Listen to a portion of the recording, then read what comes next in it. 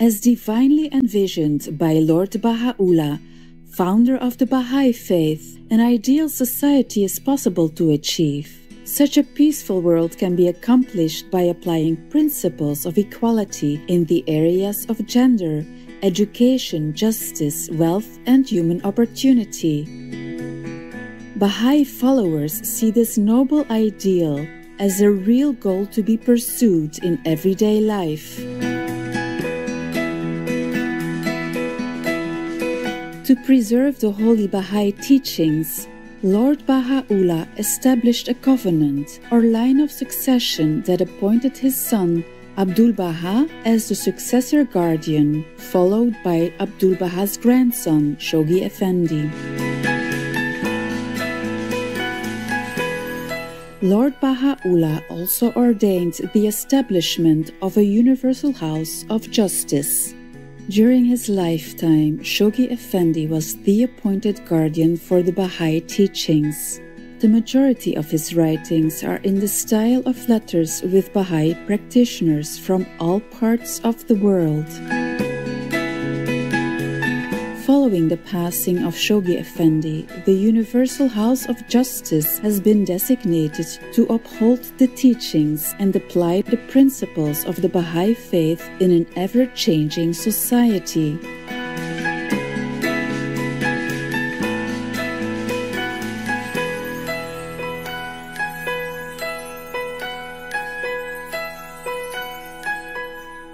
Today we present to you an excerpt from The Promised Day Is Come by Shoghi Effendi.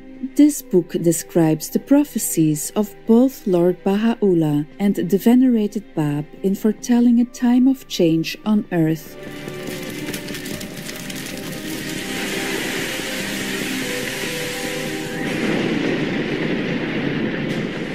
This time of purification or cleansing offers a precious chance to realize and repent for our misdeeds. Only then, with divine mercy, can we reach our true destiny of spiritual enlightenment and bliss.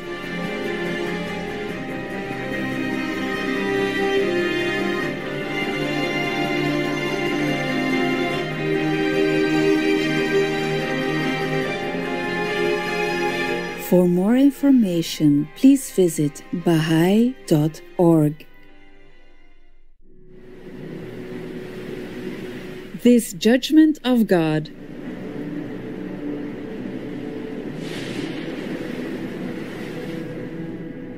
Bestir yourselves, O people, is on the one hand the ominous warning sounded by Baha'u'llah himself, in anticipation of the days of divine justice, for the promised hour is now come. Abandon that which ye possess, and seize that which God, who layeth low the necks of men, hath brought.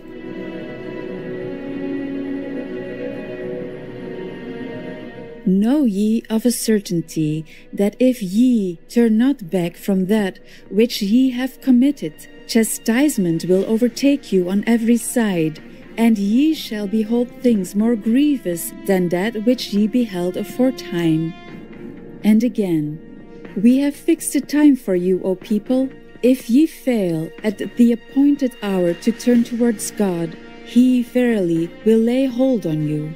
And again, God assuredly dominates the lives of them that wronged us, and is well aware of their doings. He will most certainly lay hold on them for their sins. And finally, O ye peoples of the world, know verily that an unforeseen calamity is following you, and that grievous retribution awaiteth you. Think not, the deeds you have committed have been blotted from my sight. By my beauty, all your doings hath my pen graven with open characters upon tablets of golden stone.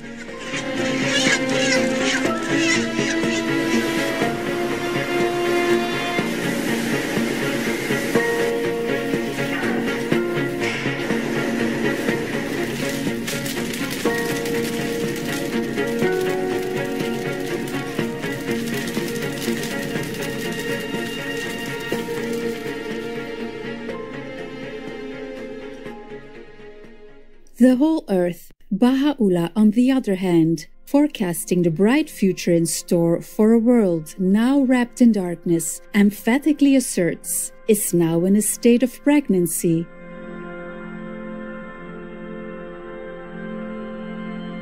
The day is approaching when it will have yielded its noblest fruits, when from it will have sprung forth the loftiest trees, the most enchanting blossoms, the most heavenly blessings. The time is approaching when every created thing will have cast its burden.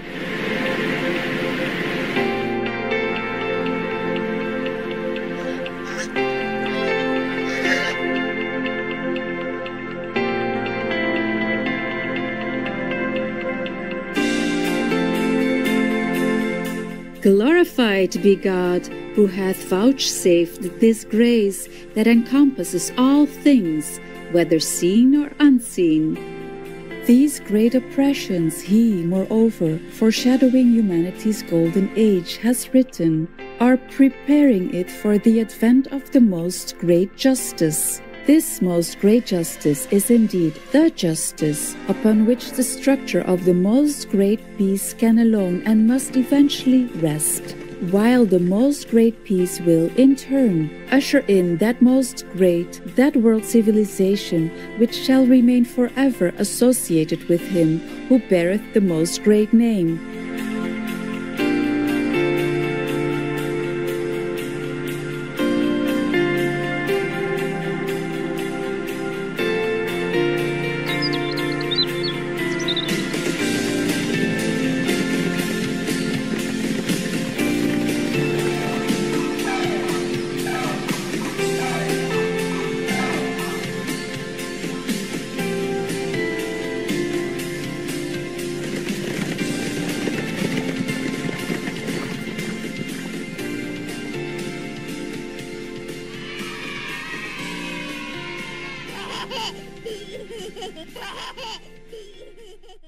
Well nigh 100 years have elapsed since the revelation of Baha'u'llah dawned upon the world, a revelation the nature of which, as affirmed by himself, none among the manifestations of old, except to a prescribed degree, hath ever completely apprehended. For a whole century God has respited mankind, that it might acknowledge the founder of such a revelation, espouse his cause, proclaim his greatness, and establish his order.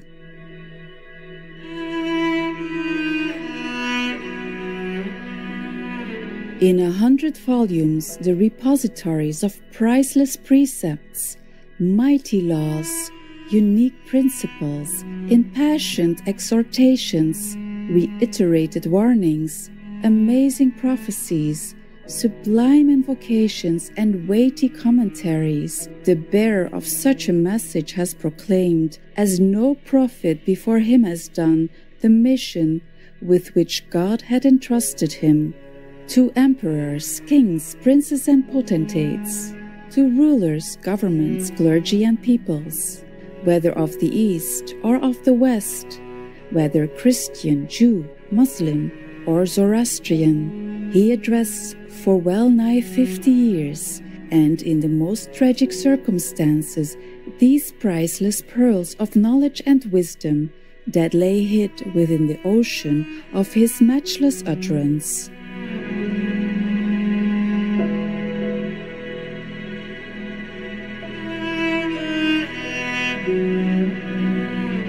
Forsaking fame and fortune, accepting imprisonment and exile, careless of ostracism and obloquy, submitting to physical indignities and cruel deprivations, he, the vicegerent of God on earth, suffered himself to be banished from place to place and from country to country. We verily, he himself has testified, have not fallen short of our duty to exhort men, and to deliver that whereunto I was bidden by God, the Almighty, the All-Praised. Had they hearkened unto me, they would have beheld the earth, another earth.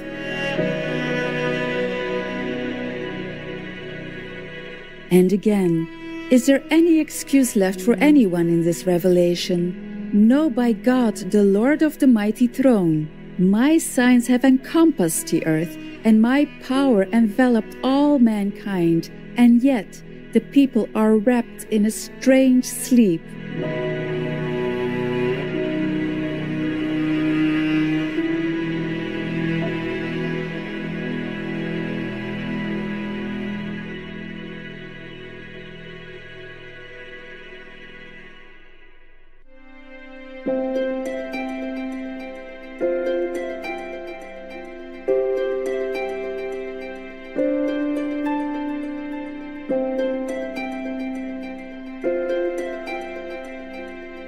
Marvelous viewers, thanks for joining us for today's program on Words of Wisdom.